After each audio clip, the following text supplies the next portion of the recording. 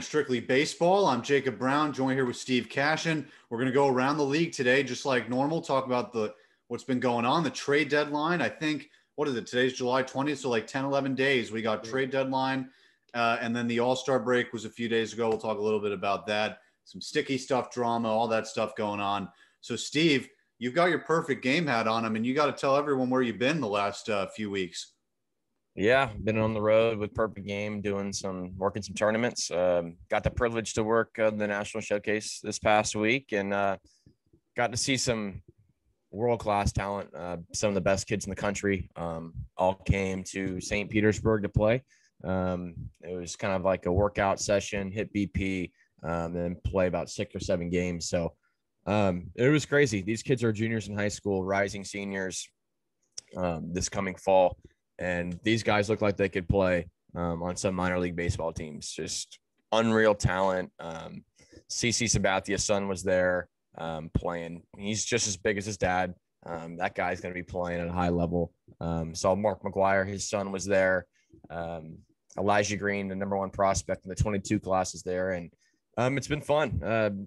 Got the opportunity to work with them and a lot of opportunities.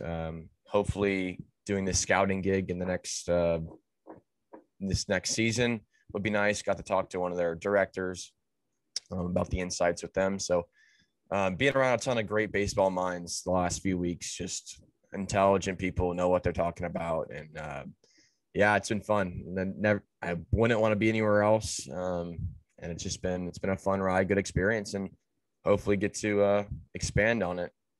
Yeah, man, and it fits you perfectly. I mean, I'm always asking you, hey, whenever I see something mechanical in a baseball game, like, hey, I got to text Steve because Steve always knows what to look for, what to think about when watching baseball. That job fits you perfectly, bro, and you're going to do great at it when you're given the chance. So we do have a lot of stuff going on in big league baseball, though. All-Star game, I guess we can start with that because that was already in the past, so we'll start with that. The Home Run Derby, I was sitting there. I mean, you were in the chat with me with Adiel. He's sitting there. He's like, oh, this shit sucks. All these guys are short. They're not home run hitters. And I'm thinking, wait a second. Does he not know that all these guys are like 6'3", 6'4"? Like, he kept saying all the Home Run Derby guys were short. I'm like, they're actually not. None of them are short. But anyway, I was like, hey, guys, wait for Gallo and Ohtani. You got to wait. And Gallo didn't do shit. And then Ohtani, it was like that little tease where you were like, oh my God, is he not even going to get past one little thing? And then he had the tiebreaker with Soto, but he didn't win. Everyone thought he would, but Pete Alonso ends up doing it again in the Derby. Listen, I think his stuff with playing his playlist, it was, me and my brother were sitting there and we're like, what is he doing? Like he's dancing to the songs, like looked a little obnoxious. Like, let's just be real, but he can hit dingers in the Derby. Yeah, he is an impressive guy to watch. I mean, I'd say it's every time former playing high school alum. Got to see him hit BP in person at my high school, and he's a world-class guy. Everyone's like, why is he going so hard in this home run derby? And people forget this guy's a superstar, but he's making league minimum. He's on his rookie deal right now. So you win the home run derby, you make, I think it's $1 million and change. And I know half of it goes to his charity, and then he keeps half of it. So, that's why he's going all out. The guy's not making a boatload of money for what he's doing right now. And his swing's it's natural. It's like the ball just flies off his bat. They had Mancini mic'd up on the side. He goes up to Tatis, and he's like, man, I have no chance. He turns around and he laughs. And he's like, oh, man, you're good. Like, because then they look over and they see Alonso hitting 4 or 5 homers in a row like it's nothing. So he's got a good bat. His swing plane is unreal. He sees the ball, obviously the home run derby, but to hit 520-foot moonshots and make it look like it's nothing, it's crazy. I think he's one of the more fun guys to watch in the home run derby. I think he'll be in it for years to come. He'll be the guy to beat for the foreseeable future, unless someone kind of catches fire. And Mancini had a good shot at it, but I just think Alonso was just too much to overcome there. Yeah, and good for Mancini too. It's a feel-good story there, making the All-Star game, getting that far in the Derby, and ever since too, you always hear the curse of the Derby. Juan Soto has 5 home runs in I think 6 games since the home run derby. So the first half wasn't so hot for him. We were looking at him, I think, last pod when we were talking about how do you trust the stats year to year when every year you're questioning what baseball is doing to mess with everything that's going on. Well, now Soto's coming back, second half strong so far. So, and I think a lot of guys are going to be like that. Christian Yelich, I think he was hitting like 240 before the All-Star game. That's going to go up, hopefully, because I mean, especially hopefully for them because the amount of money they paid in. But yeah, Pete's going to be the defending guy for years to come. And until he gets a contract, why not do it? It literally doubles your salary every year. So why not do it? And the fact that he's still giving it to charity is shows he's a good guy as well. So good for him. So the actual All-Star game, though, the next day, we get to see the Shohei Ohtani show again on national television. And I got to say, you know, really seeing it on a national stage like that, it really cements it as, dude, we have never seen anything like this before. Babe Ruth never did it at the same time. He did it in a different era. This is when you're facing guys that are throwing 100 miles per hour. They have these wicked curveballs. He was even facing Spider Tack at the beginning of the year and was still leading in home runs. And then he goes on the mound and throws 100. I mean, he's starting the All-Star game, leading off, plays in the home run derby. He does literally everything. And then the other day I saw him, he beat out a ground ball to first base. So it's like, everything he does. Yeah, he puts everything. I think the biggest thing for him is it's the work ethic. He's very unsuspecting. I don't know anyone that has ever said a bad thing about Shohei Ohtani. He does everything the right way between hitting, pitching. It's the hustle plays too, like that. Sometimes you see a little blooper to right field, guys sleeping. Oh, he's just going to take his one bagger, and he puts on the Jets and he's stretching to a double. So it's his mentality. He loves baseball. Comes to the field every day, positive attitude. Even if it's a bad day, over 4, he's still on the bench, you know, going to his teammates and picking them up. And apparently in the clubhouse, he's a great guy. So, you know, you see it. He works his ass off. We haven't seen a kind of guy like this in a while where he can go on the mound, chuck 100, and then he comes up to the plate. And so far, he's got 30 homers this year. So, sorry, guys, we had to pause there. My brother walked in for a second. But what were you saying there, Steve? Yes, I mean, for Ohtani to be able to do it for both sides of on the mounds, at the plate, it's been unreal to watch this year. And last year, you know, battling some injuries, didn't really quite get to see his full potential out there and what he could really do as a dual-sided player. But now we're seeing it in full force. Hopefully he stays healthy, the arm stays healthy, you know, being at the plate, all those things. So it's been fun to watch, and hopefully he keeps it. Hopefully he keeps it up. I mean, pitching wise, he's 4-1 this year with a 3.21 ERA, and trying to look at his hitting splits so far. I want to say he's got 30 homers already, right? I want to say he's got 32, 33. Yeah, I think it's 33 or 34, actually. Yeah, he's got, let's see. Yeah, 34 homers and 74 RBIs, 277 average. So, I mean, that's crazy. I mean, he's a pitcher. I mean, he was a pitcher, but he can rake. I mean, I don't know what you want to consider him, what he considers himself, his best position, but it's unreal. And being able to see him in the All-Star game representing Japan and doing it both ways at the highest level, it's unreal. No, it really is. I mean, just the way he carries himself too on the field. Like, there's some athletes where you watch them and you can kind of tell by the way they're standing and the way they're doing things, where it's like, damn, they're the shit. And, you know, you see Ohtani out on that mound. I've never seen someone stand so confidently at the plate. He's standing straight up. It's just, I don't know what it is about his body language, but it's just like he knows that he's amazing at baseball, and then he still goes out and does amazing things pretty much every game. So I guess if you have that mentality and you look like you're amazing, you just do amazing stuff. And that's what he does. And pretty amazing stuff by Shohei Ohtani. And also Trout just got back, or he's either just got back or is coming back in the next few days.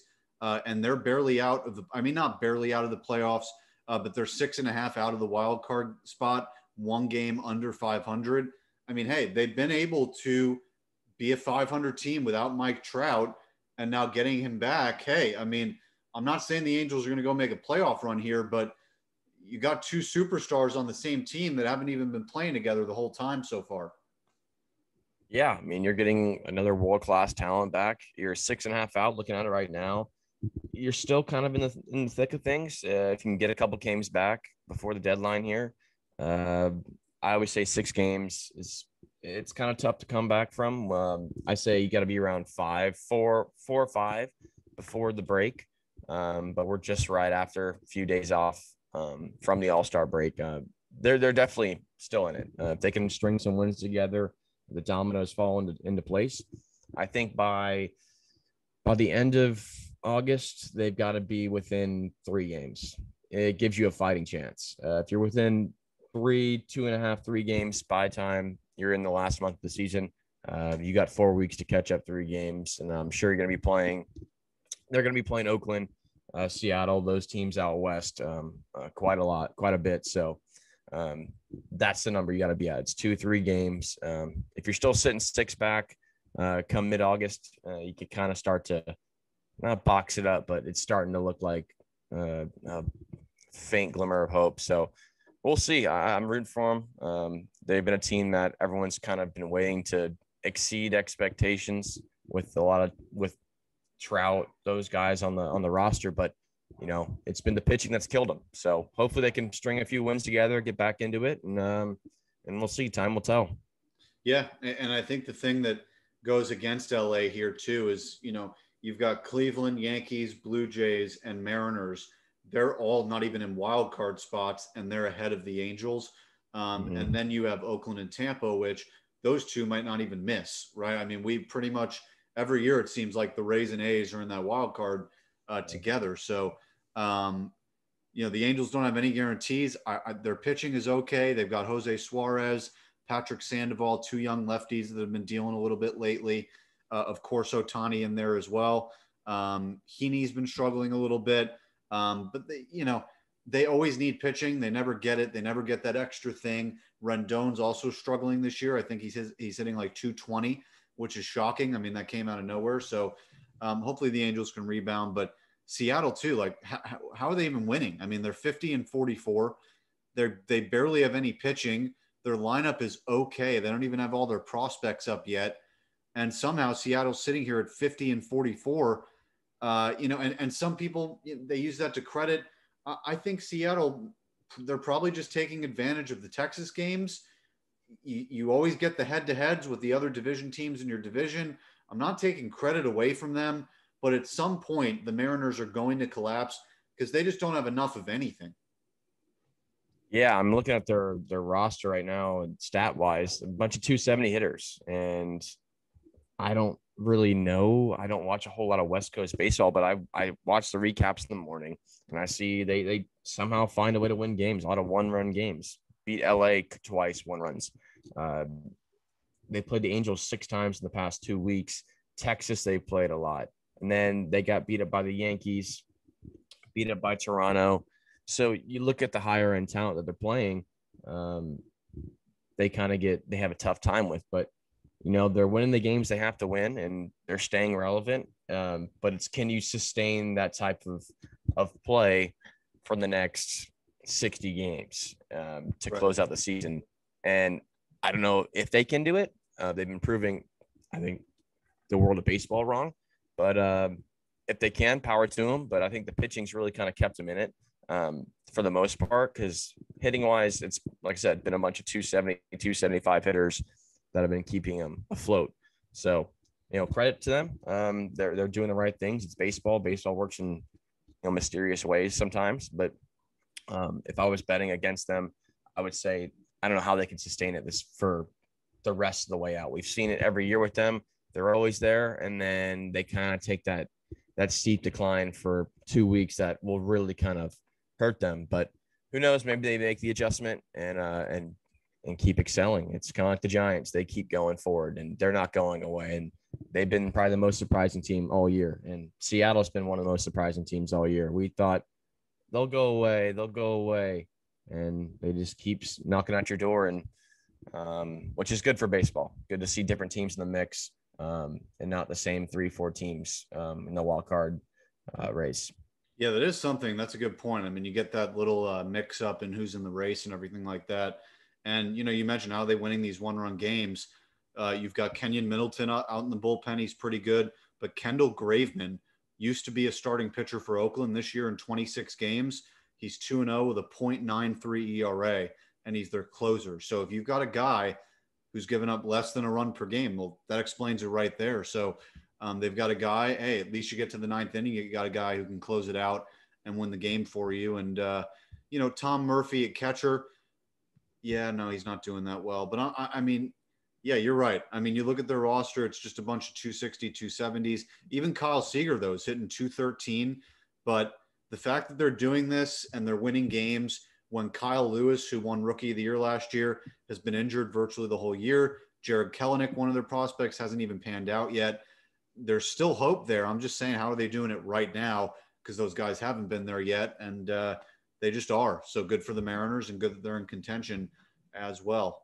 So that's that part of the American League. And then I wanted to talk about the Cleveland Indians as well, because I ragged on them a little bit a few weeks ago. I was like, we all know they're not going to make the playoffs. I was actually looking at their team. They kind of mix and match pretty well in that lineup. They still have Jose Ramirez, Ahmed Rosario. He's not terrible, but he's not amazing either. He's kind of in the middle, average shortstop. Second base, Cesar Hernandez, kind of an average guy. Their catcher position kind of weak. First base, they have Bobby Bradley, the rookie from AAA. He's a power hitter. And then in the outfield, they have Josh Naylor, who can hit. They have Bradley Zimmer in center field. And then they have Franmil Reyes at DH and Eddie Rosario in left field. All those guys can pretty much hit. And then you look at their starting rotation. You got the Beavers, obviously him. He's even struggled this year, but, he's still good. You still have him. And then the other guys, Zach Plesac, Tristan McKenzie struggled a little bit, but he's still a rookie. He provides some value for them. And so they still have the pitching. Their bullpen's pretty good, but you got to give the Indians some respect because they're still winning games 47-44. I thought they would be kind of out of it. But again, you look at the wild card and Cleveland's still 4.5 out. That's still reasonable if, let's say, you want to add another pitcher, bullpen guy, or position player. Even without Lindor, they're still winning games. Yeah, they've been a team that's kind of laid low all year, hasn't gone away. They're one of those teams that laying around 500, still finding ways to win games. They're being competitive. They dropped a game to Houston last night, 4-3. It was good. It was a good game. Mejia got the JC Mejia. He threw a pretty good game. He got hurt by lefties. Kind of left his stuff up in the zone. Got hurt. So they did some damage on him, but they've got talent on that pitching staff, and I think that is truly what has kept them in it all year. And their ability to stay tight in ball games and then win it late, and that's all you can ask for in baseball. It's keep it tight and find a way to win the game in the 7th, 8th, and 9th. And they've done a good job of that all year, winning those close games and finding a way to stay above 500 and being competitive. I think they're still within striking distance and very well could be that second wild card. But I think it's a tough task to handle when you have a Tampa and Oakland, and then you're still in the mix with the Yankees. You still got to compete with them. Toronto's still in the mix. So you're just competing with all these teams that are kind of the same build as you, if not better. So I think hats off to them. We've gave them a hard time. We didn't think they were going to be nearly as competitive as they were, or as they have been. And I think they can, if they keep chucking and keep doing what they're doing, they'll be in good shape. And come September, they'll be right in the thick of things and 1-2 games out. And it's going to be I think it's going to be a fun wild card race come to the end, because there's so many teams that are very close. Teams are going to make moves at the deadline. And whether that's get better pitching, add a couple hitters that'll get you there to the promised land, get you to October. We'll see, but hats off to the Indians for persevering. You lose Lindor, a couple pieces that aren't there anymore, and you're still finding ways to win ball games and be competitive. Yeah, no, that's the biggest thing. I mean, you lose Carlos Santana, Carrasco, Lindor, and you're still there and you're still trying to win ball games, and that's pretty nice if you're an Indian fan. But you look at the division, there's no chance that they're winning the division. The White Sox, I think they're 8 up or 8.5 up over the Indians. I think to me, and again, I always kind of do this halfway through, right before the trade deadline. What rosters do I value? I think total roster wise, the White Sox are the most complete team in the American League. Even without the right field's essentially been a hole this year. Adam Eaton, they just had to release. He's on the Angels now. So they don't even have, a routine right fielder. Eloy Jimenez has been out the entire season. Robert's been out for big chunks. Grandal has been terrible, and he's injured right now. And they're still winning with Jose Abreu, Tim Anderson, Moncada, who only has 5 home runs. They're finding ways to win games. Lance Lynn has been absolutely incredible. They just extended him 2 years. And I think mainly that's been what it's been for the White Sox, because you can get your one guy a day to save you offensively. But their pitching, when you can go to Rodon, and who, by the way, Carlos Rodon, after all these years of injuries, he's been essentially an ace for them this year. Mm-hmm. You got a 2-headed left-right ace, which I always love too, when you get the left-right, duo ace there, because a lot of teams don't have a lefty ace. They might have lefty starters. They don't have a lefty ace. The White Sox can eat you up either side. And then you still have Giolito as your 3, Dallas Keuchel, Dylan Cease. And suddenly you look at that bullpen. Kopech's a bullpen guy now, throwing 101 coming out the bullpen. Yeah. You still got Liam Hendricks, who's still the best reliever in baseball, Aaron Bummer, all these guys. There's names that came out of nowhere this year.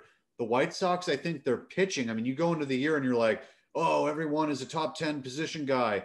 Not this year because of either injuries or just not good performance. It's been their pitching. Yeah, and you look at the postseason when you get to that point, which this will be a playoff team. They're going to get a series. They're going to win this division. And you go look at, hey, we're probably going to play either the Red Sox or the Rays. They're going to play someone from the East, the AL East. You have Lance Lynn, Rodon, Giolito, Keuchel, and Cease. I mean, so you look at a series, you're going to get quality starts from these guys. And so they have what you need to get to the promising, get to the World Series. You look at the Rays last year; they had 4 guys. They had 4 or 5 guys deep that could go out there and start any given night, give you quality 5-6 innings, then hand it over to your bullpen. That's what's dangerous about this White Sox team is if you don't get these starters out early and you make them worth their counts, they're going to hand it over to guys like Hendricks, and they're going to shut the game down. So you look at that side of it, and then you look at their offense. Their offense can get the job done just as easily. They can put up a 10 spot on you any given night too. If you're not careful, you don't pitch these guys the right way with the Abreu's, the Andersons, you're going to get smoked. And every at bat, it seems like with the White Sox, you have to pitch these guys really tight. You make one mistake, they're going to make you pay. So their pitching and their hitting complement each other really well. And I think their pitching has really been their strong suit this year. The hitting's very close to that. But when you can go 3-4 guys deep, and like you mentioned, a lefty ace, a lefty ace, and then a righty ace, 1-2 guys that you can mix and match, that's pretty hard to beat. And you go, okay. Most teams you go, all right, we're going to face a Garrett Cole or we're going to face a Chris Sale. All right, we get by them. We lose that game. We bounce back tomorrow. We get their second best guy. With the White Sox, you go from Lance Lynn to Rodon, and you're like, oh, shit. Like, that's 2 number ones. So that's really tough to beat. You don't find that very often in today's game. And I think that's what makes this White Sox team very dangerous in the American League, if not all of baseball. And it was with your Rays too last year. You had Snell and Glasnow, the lefty ace and the righty ace, and they got to the World Series. So it really is a recipe for success. I mean, you look at all these World Series teams. I mean, most have it, but think about it. The Yankees in the 90s, Andy Pettitte and David Wells. You have the 09 team, CC Sabathia, Andy Pettitte. You look at the San Francisco Giants, Madison Bumgarner. You look at the Dodgers with Kershaw. A lot of these teams have big lefty starters. It's just the way it goes. And so even Boston, Chris Sale, right? And so there's usually the big lefty ace, and that's a big key because not a lot of teams have them. They're pretty fucking rare. So, but really, it is amazing though when you look at it that, again, Moncada only 5 home runs. Grandal, I mean, I got to pull up Grandal. I don't know if you've seen it, but I mean, it's like historically bad batting average wise for Grandal before he got injured. And what was saving him, I believe, was his on base percentage, because he gets on base a lot. So he was hitting 188 with 14 home runs, 38 RBIs, and his on base percentage was 388. So his on base is 200 points higher than his batting average, which is incredible. That's great. But the batting average is 188. Now, I think before that, I mean, it was even worse a few weeks before that. It was in like the 170s. But it just shows you the modern game that, hey, your on base is fucking 200 points. Your on base is almost 400, but your batting average is 200 points lower. You're still getting value there. And then you don't have a right fielder. Robert's been out. Eloy Jimenez has been out. They're still hitting. I don't know how that's possible, but it might be because of Andrew Vaughn, who is one of their big prospects. He's 23 years old, hitting 240 with 10 home runs, 26 RBIs. That's a decent fill-in. A guy who can also play some first base as well. But literally, they've been mixing in Adam Engel, Laurie Garcia, Brian Goodwin, Billy Hamilton. I mean, these are not studs. Often, Yerman Mercedes, Gavin Sheets, Danny Mendick. I mean, these guys are not amazing hitters. So kudos to the White Sox for really getting it done offensively. Yeah, I mean, they've been able to. I mean, you look at what's successful in the league now. It's the Rays, the Oakland A's. They do that same. They have the same philosophy. We're gonna mix and match, cycle guys in and out, send guys down, pull guys up. And the White Sox have been doing that. Mercedes got sent down a couple weeks ago. You're moving guys in and out. Who's going to be successful at this given time for this weekend series? Who are we going to play against the Indians, or who are we going to match up with the Red Sox or the Rays? And that's what makes these teams so dangerous, because you don't have the same set lineup every night. Yes, you're going to have your same stars in the lineup, but the bottom tier guys that are going to get you the run production bottom side, 7, 8, 9, they mix in and point on them. How are we going to beat them? Because they filter guys in and out, and you have consistent pitching along with a scrappy lineup that you can kind of filter in and out with whatever lineup you're being pushed up against. It's made this White Sox team so fun to watch, and they're crafty, and their manager knows what they're doing, and hats off to them as well. The coaching staff has done a really good job in creating this dynamic with this White Sox team that makes them hard to beat night in and night out. Yeah, that's the other thing as well. That whole La Russa story got swept under the rug. I haven't heard anything about that in weeks. They're winning. I mean, they're right there with the Red Sox for best record in the American League. So quickly we can go to oh man. Okay, yeah, we'll just go to the AL East now. I'll get the Yankees over with real quick. Listen, I've said it on Twitter. I'm pretty vocal on that. If you follow me on there, they need to sell it. It's over. They can say all they want that they've got all these guys. They built the core for years, and that they've got Garrett Cole on his contract, and Aaron Judge, and Stanton, and Sanchez, and Voit, and Gio, and Glaber, and all these guys, right? And none of them are good, right? I mean, Gleyber Torres, his OPS, I believe, is under 700. He's hitting like 240, 242. Gio Urshela, listen, I'll give him a pass. He's out with COVID right now. So when that's the biggest point. I'll restart and recycle this rant. So the reason why things are pressurized right now for the Yankees is it's July 20th, deadline 10, 11 days. You've got guys on the COVID list for another week, 8 days. So when you have to figure out as a team, you're in the wild card right now, you're 4 games back. When you have to start winning these games, and luckily they won 2 out of 3 against Boston. I tweeted that out. That's a fluke. Who cares? Half that lineup's not going to be here in 2 weeks. So what does it matter? So the team needs to figure out how to win these games if they're going to sell or not. And if you start winning with this lineup, what does it even matter? You're going to go back to what you had before this, where you were still trying to judge if you had to wait to sell or not, if that makes sense. Basically what I'm saying is you lost the period of time that you had to say, okay, is this the group that I want to win with? You lost that time because Gio, Voit, Judge, they're all out right now. You don't know what the fuck this team is. So if they win, it doesn't matter either way because the team isn't even going to be there in 2 weeks. Greg Allen, Tim LeCastro blew his ACL out.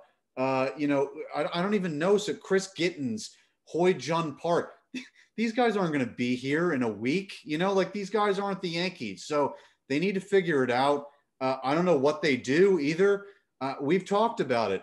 Every person on this team has some sort of stake, either contractually or, they're really young and they're under control. And do we really want to give up 4 years of control of Gleyber Torres if in a year he's back to what he used to be? Nobody cares anymore. The guy's hitting 240.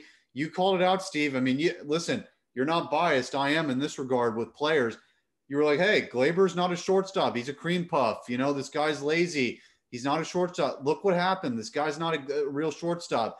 DJ LeMahieu, everyone's like, oh, for the last 30 games, he's hitting 320 with the 390 on base and 30-game on base streak, longest active streak. He has 37 RBIs. You're paying the guy $90 million for 6 years. Aaron Judge, everyone's like, oh, he's hitting cleanup at the All-Star game. 21 home runs, 47 RBIs. Like we were talking about it, Steve. It used to be 30 home runs, 100. Now it's 21 and 47. Is he going to have 40 and 80? Is that what he's projected for? That's not what I want. I want 100 RBIs. And Stanton, his production value, it's not there. He's getting hits. His average is there. His on base is there. Where's the production? There's no RBIs. Luke Voigt, he's out again. So Gary Sanchez, came out of nowhere. He's fucking good. So again, what do you do with this team? Because all these guys have cemented positions. So if you give up on these guys, it's like, well, our plan for the next 5 years that we had going into this year is gone. And that's why I think Cashman hasn't pulled the trigger. Because to him, it's like, okay, if I move off of Gleyber, if I move off Judge, if I move off Voigt, that means I'm admitting that I failed. And I don't think he can do that because this is a pure and utter failure. When you have a team that can't hit with runners in scoring position, that can't hit batting average wise, homer or nothing, that has a team that's concocted like this with no left-handed batters, it's doomed immediately from the start. Yeah, it's been kind of a crapshoot for the Yankees this year with injuries, COVID. They dealt with COVID, I think, in 2 waves. And that hurts. That's a week or two without certain players. And that's no excuse because they've had ample opportunities throughout the season to tackle teams and to take advantage of what was in front of them. They were right in the thick of things beginning of the year, and then things just turned sideways. Guys aren't producing. You look at Judges, the LeMahieu's, Torres, Urshela, and there was a stint there where Urshela and LeMahieu were the guys leading the way, and they were like, "Oh, okay, this is what's going to happen. This is how we turn it around. Model these guys, and we'll be in great shape." But I just think it's been a whole lot of nothing's going right. Garrett Cole was on a tear before, the crackdown of the sticky substance. But if that's the case of what's been happening, I don't think it really is. I just think guys are starting to figure out what the philosophy is. He likes to go hard early. He wants to throw that fastball by you. Now guys are trying to attack the fastball before he gets you with the secondary stuff. So now he's not being the threat, the piece that's going to, intimidate people when you're playing the Yankees. I just think it's time for a change in the coaching seat. I really think it's time for a new voice because clearly the message being sent isn't quite doing its job. I think Aaron Boone's done a good enough job with his time there. And I just think there's a time. It's the perfect time and place for a new voice, new culture in that locker room where, hey, this is what's going to happen. If you're not doing your job, I'm going to get in your face and you're not going to be playing. And we're going to trade you or you're going to be sent down. I don't care what your name is. I don't care if you're Judge. I don't care if you're LeMahieu. I don't care if you're Stanton. I don't care what your name is or what contract you hold. You're going to be moved if you're not doing your job. And that's how other teams operate. If you're not doing your job, you're not going to be playing here anymore. And I think that's been the stigma with the Yankees the last 2 years is we can't touch these guys because he's Aaron Judge or he's right Mike Stanton. So I think that's the critical piece for this team is to start making some, start saying some things that kind of hurt and having those tough conversations because if you keep lolling around and wasting these years of these players that, don't get me wrong, Aaron Judge is going to be a Yankee for a while, and I think he needs to be on that team. But you're going to have to start moving guys and getting assets. Trade a Torres, trade an Urshela or something that gets you some good return, and start building a team that wants to win together and kind of is not just about, okay, what looks good. And I think right now, come deadline time, I think you're going to, maybe it hurts for some Yankee fans to see a fan favorite go, but that's part of the business. That's why teams win and they move on. They make the adjustments, move a guy that's going to get you a few pieces in return. That's going to make you win ball games. Even though it doesn't look great on the score sheet, the stat sheet, it's going to be a team that wins you. It wins, gets you runs, and they're going to do whatever it takes to win for this team. So I think some tough decisions are going to have to be made, or the same things are going to keep repeating and happening over and over until, kind of blows up in the Yankees' face. Yeah, that's the point you brought up. It doesn't have to look good, and like that's what Yankee people are always obsessed with, right? The on paper roster. And that's why the players, I think, they go into the season because the whole media is like, oh, you guys are projected for first place in your World Series odds or blah, blah, blah. How do you guys feel going into the season? And, Aaron Judge comes into spring training, brand new teeth, is $200,000 teeth. And he's like, oh, I think we're going to do good. I'm going to be healthy this year. We're going to win the World Series. If we don't win the World Series in New York, it's a complete failure. And then they come in and they all shit the bed. And it's like, I think it's because Aaron Boone's sitting there like, yeah, hey, I used to be in the media. They're just going to win. This roster's too good. I feel like he maybe, I don't know if he's either too relaxed because of where, he grew up, and that's just the personality he has, where he's just like, well, we'll win some, we'll lose some, it's 162 games, blah, blah, blah. Whether it's that relaxed attitude or whether it's just, oh, well, I've got Judge and Stanton, and, if they suck through 3 months, eventually they're going to come back because they're just good. And on paper, our team's good. I don't know what the attitude is, but Boone, ultimately you're right that he has to go. The thing is that it's really not him because it's all Brian Cashman. I know I'm a broken record saying that, but he's the dude that gave Boone the roster with no lefties in the lineup. He's the one that gave Boone a roster with 2 through 6. Every hitter tries to do the exact same thing. What did I say before the shortened season?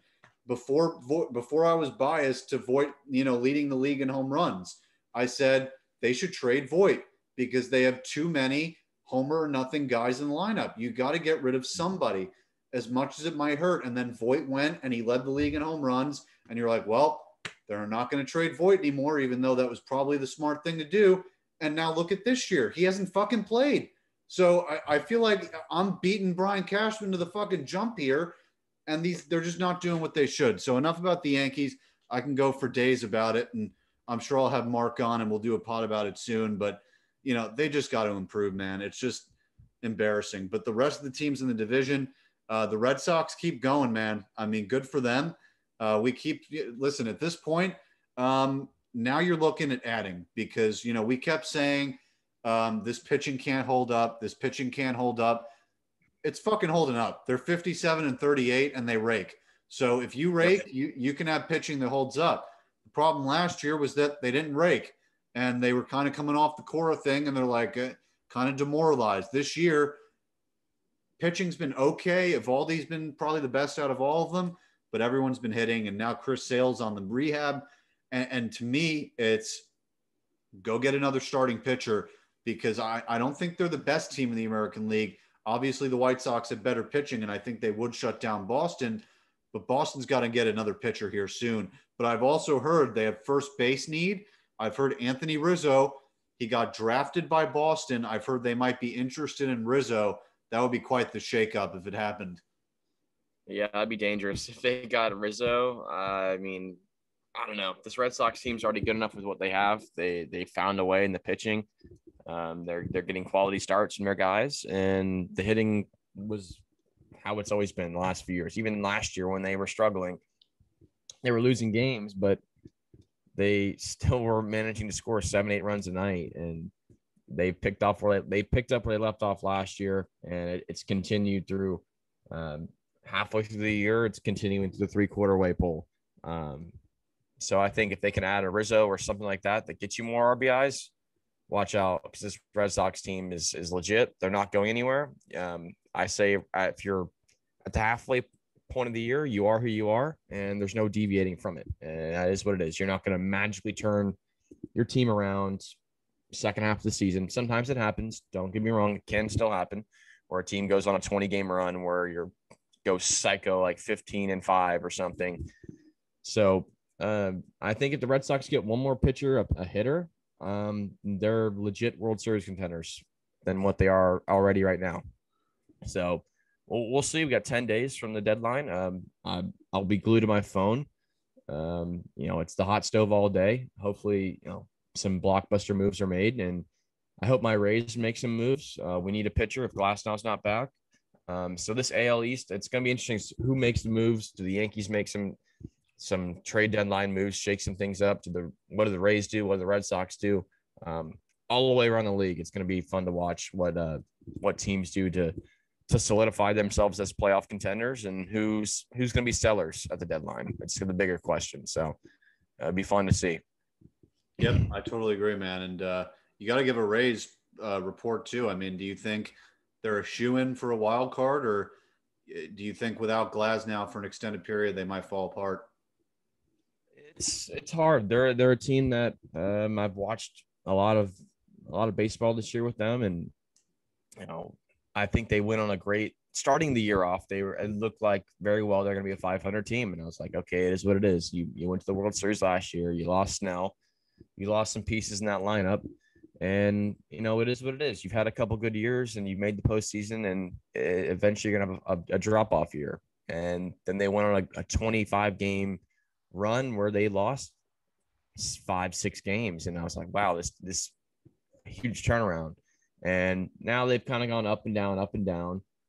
They're kind of holding their own, and I think it's credit to Kevin Cash. As much as people want to hate him and think he's a shitty coach for doing what he did in the World Series, that guy can coach, and he mixes and matches. He puts the right lineup together every night, and I think they very well can make the playoffs. I think they'll hold their ground. If you get Glasnow back, great. If not, I think this front office staff has got to get together in this next week. If they're not already on top of it, go get a pitcher. I don't care who you get. Get someone that can get you 6-7 innings in a ball game. I don't care if he wins or loses, but give your bullpen some rest, because you're getting key guys back like McKay. You're going to get – I don't know if Jalen Beeks is going to be back. I saw freaking Poche McKay throwing the other day at the Trop. So you're going to get pieces back in the bullpen. You're getting Ryan Thompson back. So if you can get a starter that gets you 4 or 5 innings, you can bullpen the rest of the game out. So I like where the Rays are at. You're in a good spot. You're in the playoffs as of right now, but there's still a long way to go. And it's the 162 grind, nothing like it. And it's going to be who's going to be win the war of attrition, who's going to stay healthy, who's going to add those pieces, and who's going to persevere through the second half of the season. As of right now, I think we could very well make it, but a lot of baseball left to be played. No, dude, I'm looking at it right now. Like I have never seen a team with more injured pitchers and still have an effective bullpen at the same time. Crazy. It's crazy. I mean, seriously. I mean, Ryan Thompson's in the minors. I don't know if he's injured, but this is either minor leagues or injured, one or the other. Ryan Thompson, Chaz Rowe, Cody Reed, Colin Poche, Luis Patino, Brendan McKay. We're up to 6 already. Chris Mazza, that's 7. He's not that good though. Honeywell, that's 7. I'm talking 7 good ones. Glasnow, 8. Oliver Drake, 9. Yanni Chirinos, 10. Jalen Beeks, 11. Chris Archer, 12. Nick Anderson, 13. That can make an entire pitching staff of people. And then you've got these guys in the major. Who the fuck do you send down when these guys are healthy? I mean, you still have Castillo, Fairbanks, Fire Eyes, and Josh Fleming. They've all had good years. Like, they don't even deserve to be sent down. It's pretty insane. So I feel like you guys are totally fine. That's like getting trade deadline pickups every few weeks. Like, you'll be like, oh, well, this week we're getting Poche back. 2 weeks from now we'll get Rowe. Then we'll get this guy. Then we'll get this guy. And it's like, you don't even need a deadline. So If the starting pitching's a problem, maybe they just every day they're sending pitchers up and down when everyone's healthy and they just bullpen it up. That's what the Rays do. Because when you really think about it, you just have to get through 2 months of a regular season with a reduced starting pitching staff. And once they get to the playoffs, that formula can theoretically work. I mean, listen, I'd be pretty optimistic with that. I've never seen 13 major league quality pitchers either injured or in the minors at the same time.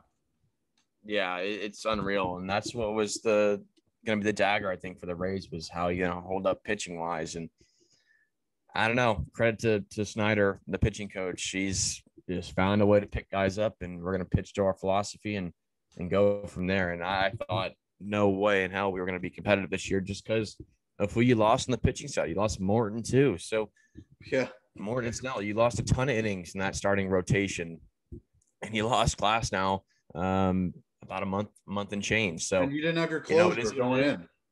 Yeah, and Nick Anderson's still out. So, you play the hand you're dealt, and I think they've played that hand pretty nicely. And whatever happens here down the road, hats off to them. They've been competitive. They've been fun to watch, and that's the biggest thing for me is as long as you can be there and you're fighting for a spot and you're fun to watch night in and night out, that's all you can ask for. And it's, at baseball, it's such a grind, and I think it's the hardest in terms of longevity. It's the hardest trophy to win in sports. You got to go 162, and then you got to go to that second season, which is the postseason, and find a way to win baseball games that are the hardest games to win on all season. So it's credit to them for being there, and they're still well within reach of the division, 1.5 out from the Red Sox, and they still play them head to head a few more times. So not out of the woods yet. If you get one more pitcher to acquire at the deadline, I think they can give the Red Sox a run for their money. So long way to go, but I'm excited, optimistic, and ready to get it on the road. Steve, you should totally be a big league manager one day. You'd be perfect at the press conferences, because I could tell you don't want to say that the Rays are going to make the playoff because you don't like to jinx it. So you're doing the manager trick of we'll take it day by day, see how it goes. Think we'll be there. Yeah. Also, some groundbreaking stuff. Hey, the whole pod, I've been looking at these two baseballs that I had, right? This one I got 2 years ago at a Rays game. And this one I got yesterday at the Trop. This one right here is the laces. It's like throwing like I don't even know. It's like the laces are all slimmed down. It's so tightly wounded. This one, elevated seams. Pitchers can freaking, like, the top of this baseball here, you can't really see it. I don't know. It's hard to tell on here, but some of the seams are risen higher.